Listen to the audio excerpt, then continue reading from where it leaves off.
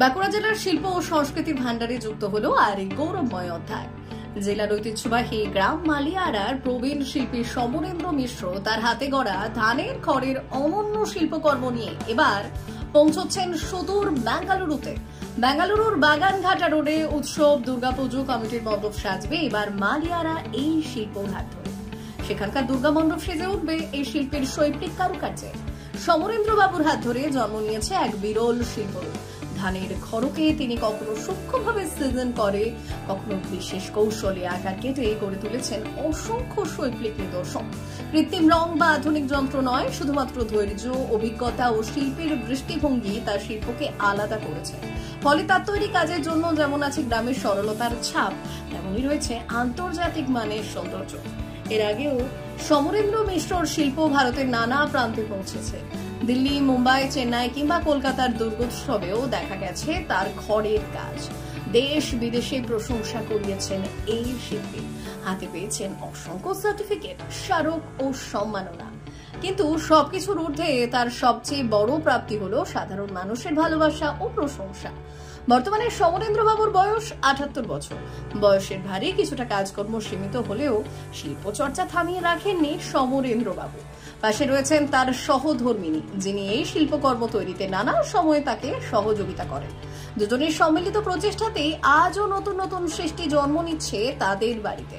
স্থানীয়রা গর্ব করে বললেন, আমাদের মালিয়ারার এই খড় শিল্প শুধু বাঁকুড়া নয়, গোটা বাংলার গৌরব। এবার সেই শিল্প যখন বেঙ্গালুরু দুর্গোৎসবে পৌঁছচ্ছে, তখন সত্যিই মনে হচ্ছে বাংলার মাটির ঘ্রাণ ছড়িয়ে পড়ছে সারা দেশে। বিশেষজ্ঞদের মতে সমরেন্দ্র মিশ্রের এই খড় শিল্প কেবল সাজসজ্জার উপকরণ নয়, বরং বাংলার লোকজ ঐতিহ্যের এক মূল্যবান দলিল। যদি সরকারি বা বেসরকারি উদ্যোগে আরো প্রচার প্রসার ঘটে, তবে এই শিল্প বিশ্ববাজারেও জায়গা করে নিতে সক্ষম। মালিয়ারার প্রবীণ এই শিল্পীর হাত ধরে যে শিল্প একদিন সীমানা পেরিয়ে আন্তর্জাতিক মঞ্চে গর্বের সঙ্গে প্রতিষ্ঠিত হবে, সে আশা করছেন গ্রামের মানুষ সহ সমগ্র বাঁকুড়া। এবছর কাজটা যাবে ব্যাঙ্গালোর একটা ক্লাবে, তাদের থিম বাঁকুড়া। ওই জন্য বাঁকুড়ার জামিনের উপরে সমস্ত খড়ের কাজ আছে, বা বাঁকুড়ার সাঁওতাল, বাঁকুড়ার বাউল, বাঁকুড়ার বালুচরি শাড়ি, কিছু ডিজাইন, এসব ধরনের জিনিস দিয়েই মণ্ডপটা সেজে উঠবে। কি কি ম্যাটেরিয়াল ব্যবহার করেছেন এই কাজ তৈরি করার জন্য? এই তো খালি খড়ের সঙ্গে আঠা লাগে, কাপড় লাগে, Mount board, ply board, board, অনেক কিছু সরঞ্জাম লাগে। আর খড়টা হচ্ছে এর মেন।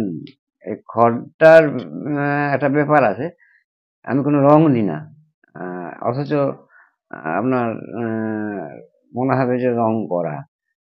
কোনোটা হয়তো গ্রে কালার, কোনটা হোয়াইট, কোনটা ডার্ক ব্ল্যাক, এগুলো কিন্তু সবই প্রকৃতির রং করা যায়। সেই প্রকৃতির রংটাকে আমি কাজে লাগাই। তো খড়টাকে সিজনিং করতে হয়, কোনটা 10 বছর আগের খড়, কোনটা 6 বছর আগের খড়, কোনটা 5 বছর আগের খড়। এই যে বিভিন্ন বছরের খড়গুলো আছে, সেগুলো আবহাওয়া ঘটিত কারণেই সিজনিং হয়ে যায়, বিভিন্ন রং ধরে নেয়। আর এই রংটা কিন্তু রয়ে যায়। আমার কাছে এই মুহূর্তে আছে যে কাজ, 40 বছর আগেরও কাজ আছে, সেটা অ্যাজ ইট আছে, ওপেন এয়ারে আছে, কোনো আবরণও দিই নাই। ওই জন্য আমি গ্যারান্টি দিতে পারি এটা 100 বছরও নষ্ট হবে নাই। আমরা এই যে প্রত্যন্ত এলাকা মালিয়ারা থেকে আপনার কাজ যাচ্ছে ব্যাঙ্গালুরু, শিল্পী হিসাবে কতটা আপনি গর্ব অনুভব করছেন? বাঁকুড়া শিল্পী হিসেবে গর্ব হয় বই কি, কেন বাঁকুড়ার। Bureau report, Rangamati express.